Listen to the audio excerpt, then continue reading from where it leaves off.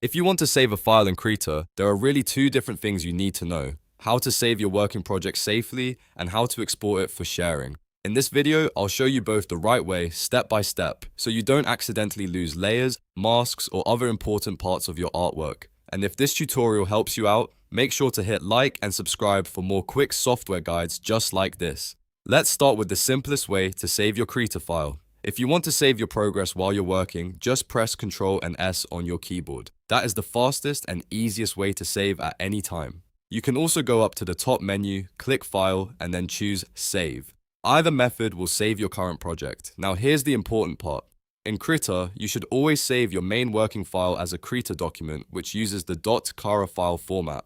This is the default native format for Krita, and it keeps everything in your project intact. That means your layers stay editable, your masks remain preserved, your vectors are saved properly, and your blending modes are kept exactly the way you made them. If you are still actively editing your artwork, .kra is the format you want to use every time. If you want to save space on your computer, Krita also offers an archival Krita document format, which uses the .krz extension.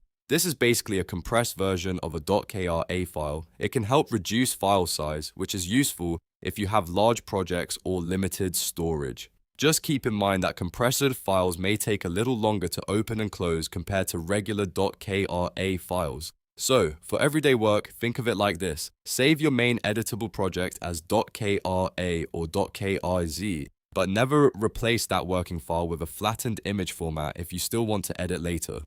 Now let's talk about exporting, because this is where a lot of people make mistakes. If you want to upload your artwork online, share it with someone, or send a finished image somewhere, do not overwrite your .kra file. Instead, use the export option. That way, your original project stays safe, and you still get a finished image version for sharing. To export your artwork, go to the top menu, click File, and then choose Export. You can also use the shortcut Ctrl, Alt, and S on your keyboard. This opens the export window where you can choose the file type you want to create. At the bottom of the window, click the Save as a Type drop-down menu. From here, choose the format that fits your goal. If you want high-quality artwork, transparent backgrounds, or sharp, clean lines, PNG is usually the best option.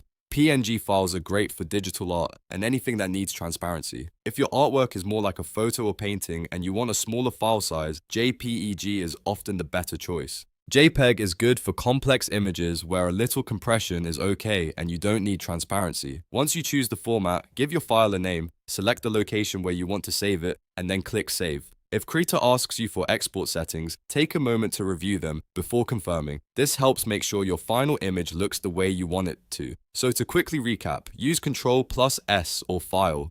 Save to keep your editable Krita project safe as a .kra file. Use File. Export when you want a finished image in formats like PNG or JPEG. That way, you always keep both the original working file and the shareable version. If this video was helpful, please give it a like, subscribe for more beginner-friendly tutorials, and leave a comment if you want more Krita tips in the future. Thanks for watching, and I'll see you in the next one.